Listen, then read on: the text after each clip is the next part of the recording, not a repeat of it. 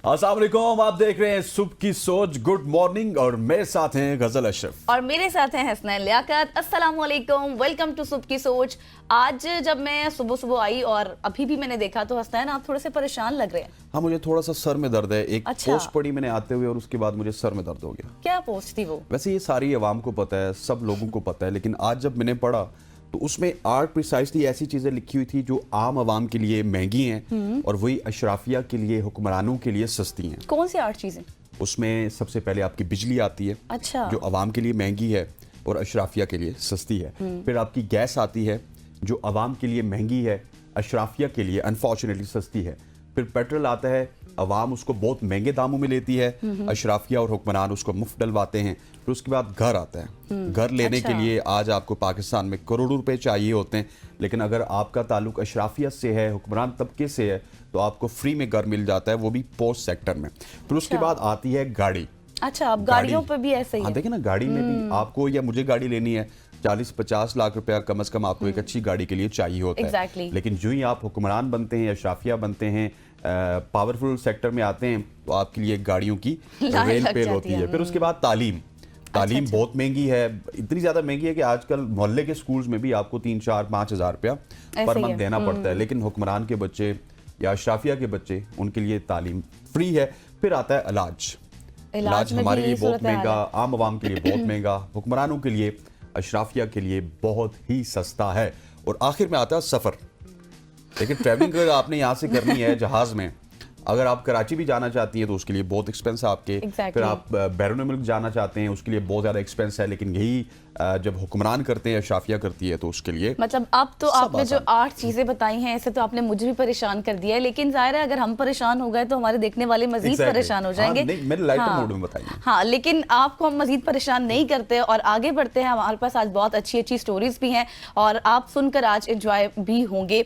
सबसे पहले तो आपको ये बताते हैं कि फहद मुस्तफ़ा, जिनको हम सब जानते हैं, एक बहुत ही मल्टी टैलेंटेड हमारे एक्टर हैं, उनको आलमी सतह पर पजीराई मिली है। बरतानवी पार्लियामेंट से उनको 2 अवार्ड्स मिले हैं। पाकिस्तान के मारूफ अदाकार और प्रोड्यूसर फहद मुस्तफ़ा को बरतानवी पार्लियामेंट ने उनकी शोबस खदमात पर उनको डाइवर्सिटी एंड कल्चरल एस्पेक्ट और ग्लोबल कल्चरल यूनिटी के अवार्ड से नवाजा है। वेरी गुड जी। एक तो उनका पहला अवार्ड था जो कि इम्पैक्ट अवार्ड था, और उसके बाद फहद ने अपनी खुशी का इजहार भी किया और इसे पाकिस्तानी फनकार बरादरी के लिए एक एजाज करा दिया। तकरीब में पाकिस्तानी नजजात पार्लियामेंटेरियन भी मौजूद थे और उनकी मौजूदगी ने जो मल्टी कल्चरल यूके का कल्चर है उसके इश्तराक से इस मौके को मजीद अहम बनाया। और फहद के मशहूर ड्रामे, अगर उसकी बात की जाए, कभी मैं कभी तुम की, उसकी बेमिसाल कामयाबी रही और जिसने यूट्यूब पे 1.6 अरब मरतबा उसको देखा गया है। और पाकिस्तानी मवाद की आलमी सतह पर मकबूलियत का ये वाज़े सबूत है।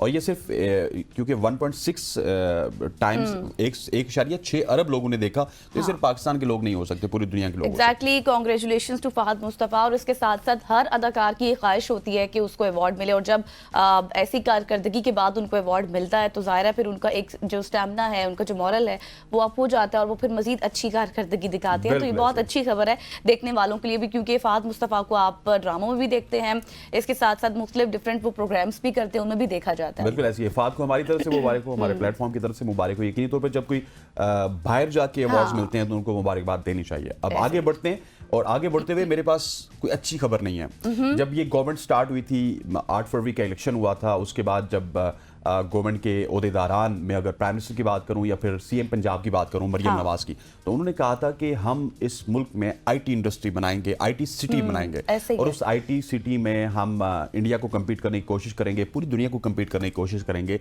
लेकिन अनफॉर्चुनेटली पाकिस्तान की आईटी इंडस्ट्री को लाहक चैलेंजेस बहुत ज़्यादा दरपेश हैं, और वीपीएन्स को जब से ब्लॉक किया गया है उससे उनके चैलेंजेस में इजाफा हुआ, और इसी वजह से वो इसकी मुखालफत कर रहे हैं। मैं बात कर रहा हूँ Pakistan software houses association Pasha की, जो कि वीपीएन्स की बंदिश के फैसले पर शदीद तहफ्फुज़ात का इजहार उन्होंने किया है।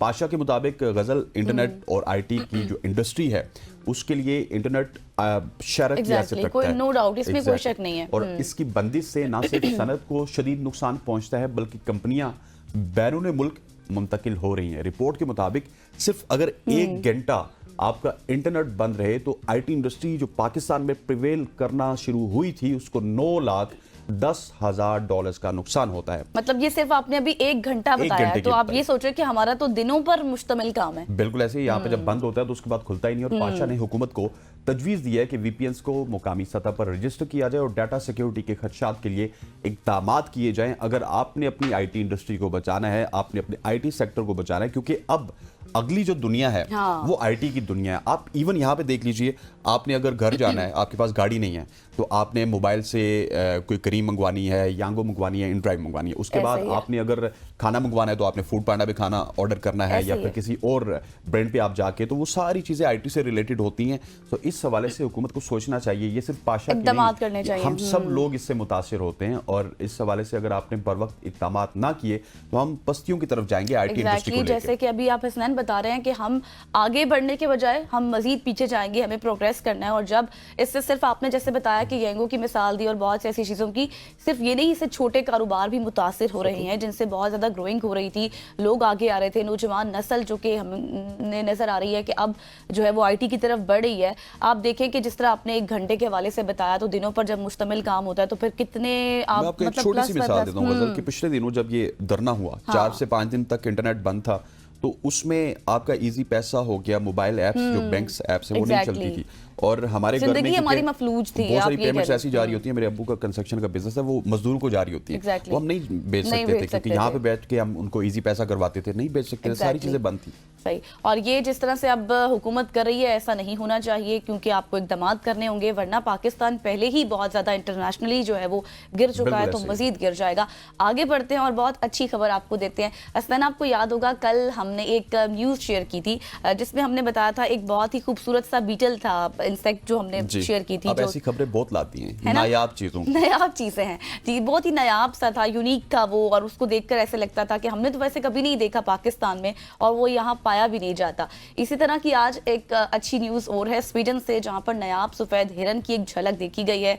और स्वीडन में हाल ही में एक नायाब सफ़ेद हिरन देखने को मिला जिसने मकामी लोगों और जंगली हयात के शौकीन अफराद की तवज्जो हासिल कर ली है। और ये गैर मामूली हिरन ना सिर्फ देखने में दिलकश है बल्कि जन्याती इनफरादियत की भी इलामत है, क्योंकि बिल्कुल सिर्फ एक है। और देखा जाए उमूमन यूजुअली अगर हम देखें तो सफ़ेद हिरन जो है वो हमें कम ही नज़र आते हैं और कम ही पाए जाते हैं, और उनका नज़र आना फितरत की हैरत अंगेज़ खुसूसियात का मज़र है, अल्लाह ताला की कुदरत है जी ये। और जैसे कि कल हमने एक बीटल के हवाले से डिस्कशन की थी, इतनी फ्लॉलेस उसकी लुक्स थी, बिल्कुल ऐसे लगता था जैसे मिरर है। और आज आप स्क्रीन पर देखें कि एक सफ़ेद कलर का हिरन है, कितना ही खूबसूरत हिरन है, क्योंकि उमूमन हमने जो हिरन देखे हैं वो भूरे से कलर के होते हैं, डार्क कलर्स के होते हैं, ऐसे ही है। बिल्कुल ऐसे ही। और ये नायाब चीज़ गसल ने आपको दिखा दी है, इसका ताल्लुक अभी स्वीडन से है। पाकिस्तान में इस तरह का हिरन अभी तक हमने नहीं देखा, लेकिन हमें यकीनी तौर पर इस तरह की चीज़ें देखने से कुदरत के नज़ारे बड़े करीब से देखने को मिलते हैं, और अल्लाह ताला को पहचानने की भी हमें मेरा ख्याल है कि आसानी होती है, क्योंकि जब भी किसी चीज़ को देखते हैं तो सबसे पहले उसके बनाने वाले का जिक्र होता है कि बनाना ये किसने बनाया, तो एकदम हमारा ज़हन रब ताला की तरफ जाता है। आगे बढ़ते हैं और अगली खबर के हवाले से आपको बताते हैं। मैंने आज से 6 महीने पहले इस तरह की खबर एक शेयर भी की थी, स्टोरी शेयर की थी, जहाँ पे रिपोर्ट से चाइना में जो है वो क्योर किया गया था। एक जगह पे डॉक्टर्स मौजूद थे, दूसरी जगह पे उन्होंने इलाज किया था। लेकिन अब मेरे पास खबर ये है जो कि मराकश से है, मराकशी डॉक्टर्स का इनकलाबी कारनामा, जो कि दुनिया की पहली बैनुल बरे आज़मी, एक बरे आज़म में रह के दूसरे बरे आज़म में उन्होंने रोबोटिक सर्जरी की है। मराकश के डॉक्टर हैं यूनुस अहलाल, जिन्होंने दुनिया की पहली बैनुल बरे आज़मी रोबोटिक सर्जरी की, और डॉक्टर अहलाल शंघाई में मौजूद थे, जबकि मराकश के शहर वहाँ पे जाके उन्होंने मतलब शंघाई से मराकश के शहर में उन्होंने इलाज किया, और एक माहिरीन की टीम वहाँ पे मौजूद थी और उन्होंने वहाँ से बैठ के उनकी मावनत की। और ये जदीद टेक्नोलॉजी की बदौलत मुमकिन हुआ जो मेडिकल मैदान में नई इनकलाबी तब्दीलियां ला सकती है। और ये कारनामा सिर्फ मरीजों के लिए नहीं बल्कि जदीद मेडिकल साइंस के लिए भी एक अहम संग मील साबित एग्जैक्टली एक माइलस्टोन है। और दूसरी बात यह है कि इससे बहुत से मौके भी आपको सामने देखने को मिलेंगे। हम देख रहे हैं कि IT का दौर तो है, हम बहुत से AI टीचर्स देख रहे हैं, रेस्टोरेंट्स में भी देख रहे हैं, लेकिन उसके बाद अब आप ये भी देखें कि अब रोबोटिक जो है वो सर्जरीज भी की जा रही हैं और कामयाब सर्जरियाँ की जा रही हैं, जिससे ये एक अच्छा कारनामा तो है ही, लेकिन इसके फ़वाइद भी बहुत ज़्यादा होंगे कि इतना ज़्यादा ग्रो कर जाना, इससे आपकी नौकरियाँ बढ़ेंगी, ज़ाहिर है उसके बाद आपको सीखने को बहुत कुछ मिलेगा। तो एक अच्छी खबर है अगर ओवरऑल देखा जाए तो ऐसा ही है। आगे बढ़ते हैं और अब यहाँ से आपको लिए चलते हैं जी इटली, क्योंकि इटली के पहाड़ों में इंसानी शक्ल का छुपा हुआ गांव है। कभी आपने ऐसा देखा है? Another interesting story from your side. Exactly.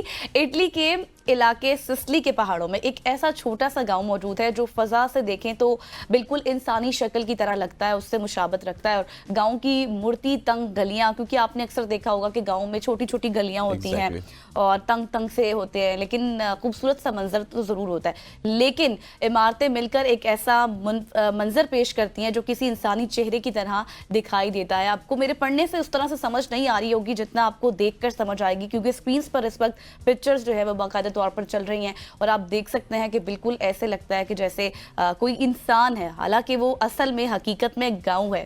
اور یہ فطرت اور انسانی تعمیرات کے غیر متوقع امتزاج کی شاندار مثال ہے.